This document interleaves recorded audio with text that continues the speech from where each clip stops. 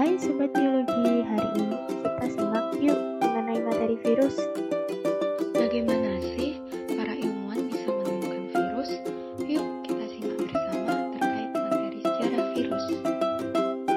Istilah virus berasal dari bahasa Latin yaitu virion yang artinya racun.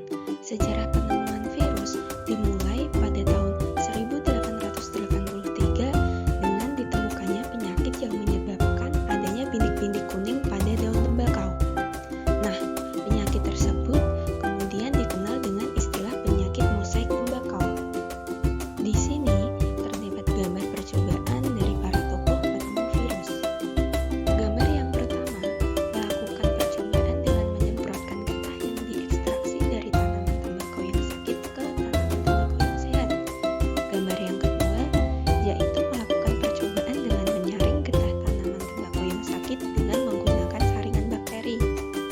Gambar yang ketiga melakukan percobaan dengan cara menyemprotkan getah tanaman yang sudah disaring ke tanaman yang sehat. Dan gambar yang terakhir atau yang paling bawah merupakan gambar tobacco mosaik virus. Sini kita akan membahas salah satu contoh adanya virus, yaitu virus corona. Bagaimana sih virus corona itu berasal? Kemunculan virus corona mulai terdeteksi pertama kali di negara Cina, kota Wuhan, di provinsi Hubei pada awal Desember 2019. Dikutip dari CNN, coronavirus sebenarnya sudah ada sejak lama loh, namun virus tersebut biasa ditemukan pada hewan. Namun, virus corona pada hewan hanya dapat menyebar antara binatang yang satu dengan binatang yang lain. Bahkan, sebagian hanya bertahan pada inang aslinya saja dan tidak menyebar. Kemudian, sebuah penelitian yang diterbitkan bulan Februari menyebutkan bahwa virus corona berasal dari kelelawar. Virus tersebut berhasil bermutasi dari tubuh sang inang. Penelitian tersebut menemukan coronavirus pada kelelawar memiliki 96% genetik yang mirip dengan virus corona yang saat ini menginfeksi orang di seluruh dunia. Namun, virus corona bukan infeksi langsung dari kelelawar loh, melainkan dari spesies lain yang terinfeksi dari kelelawar dan akhirnya menyerang tubuh manusia. Sehingga, para peneliti belum mengetahui betul virus corona berasal dari mana.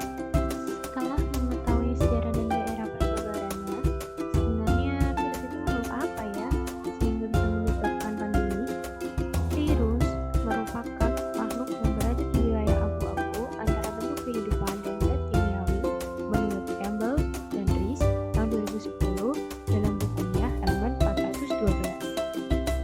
Lalu, ciri khusus virus diantaranya adalah ciri khusus virus selanjutnya ialah ia dapat bermutasi, yakni perubahan struktur genetik yang dapat dilakukan. Menurut para ahli mikrobiologi dan patologi, virus dapat bermutasi secara konstan. Hal ini terutama berlaku untuk virus yang materi genetiknya adalah RNA, seperti pada virus COVID-19 dan influenza. Rekombinasi pada coronavirus sangat tinggi. Hal ini disebabkan oleh adanya kesalahan pada saat transkripsi dan pembentukan RNA dependent RNA polimerase atau rDRP. Kesalahan pada saat transkripsi ini dapat terjadi karena adanya mutasi yang terjadi pada materi genetik virus ini. Menurut Dr. Farida Juliantina Rahmawati, Magister Kesehatan, yakni pada COVID-19, mutasi terjadi pada perubahan asam amino yang menyebabkan perubahan struktur virus, sehingga efeknya ialah antibodi tubuh akan sulit untuk mengenali mutasi virus ini. Nah, selanjutnya kita akan membahas mengenai struktur virus. Sebenarnya, kalian tahu nggak sih kalau ukuran virus itu kecil? Saking kecilnya, virus hanya bisa dilihat dengan mikroskop elektron loh. Virus sendiri memiliki bentuk yang bermacam-macam, namun yang paling terkenal adalah Bacteriophage T4. Virus Bacteriophage T4 sendiri merupakan virus yang menginfeksi pada bakteri. Nah, selain virus Bacteriophage T4, sekarang kita akan membahas mengenai virus yang 2 tahun belakangan ini gencar diperbincangkan oleh seluruh masyarakat di dunia. Ya, virus SARS-CoV-2 atau yang biasa disebut dengan coronavirus disease. Virus ini menyerang pada sistem pernafasan manusia. Gejala yang ditimbulkan pun beragam, dari ringan hingga berat. Penyebaran virus corona ini juga terbilang sangat cepat. Tercatat, sudah hampir di seluruh dunia terdapat kasus COVID-19. Nah, sekarang kita akan membahas mengenai struktur dari COVID-19 ini. Yuk, kita simak. Nah, pada COVID-19 ini memiliki beberapa bagian. Yang pertama, ada yang disebut dengan spek glikoprotein, yang berfungsi dalam penempelan virus pada sel inangnya, yakni pada sel pernafasan manusia. Selanjutnya ada membran protein. Membran protein ini berfungsi untuk melindungi materi genetik yang terdapat pada tubuh virus. Kemudian ada envelope protein.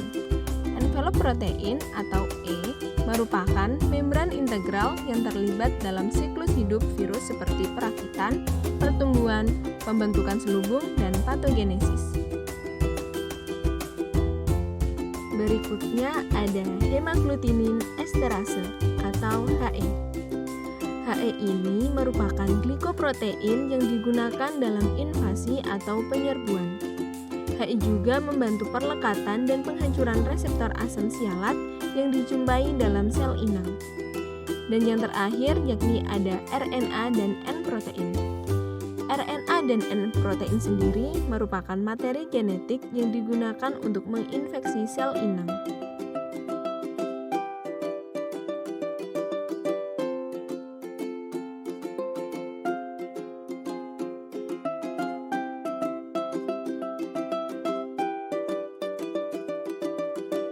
Perilaku yang disebutkan di atas merupakan hal yang salah dan tidak tepat dalam penanganan COVID-19. Menurut pedoman penanganan COVID-19, sebaiknya perilaku yang tepat kita lakukan dalam melawan COVID-19 adalah 3M, yakni yang pertama memakai masker. Hal ini akan mencegah penyebaran virus sehingga meminimalisir kemungkinan virus bermutasi. Yang kedua yaitu menjaga jarak. Dengan menghindari kerumunan, maka semakin kecil kemungkinan kita tertular dan menularkan virus. Yang ketiga yakni mencuci tangan dengan sabun. Tentu hal ini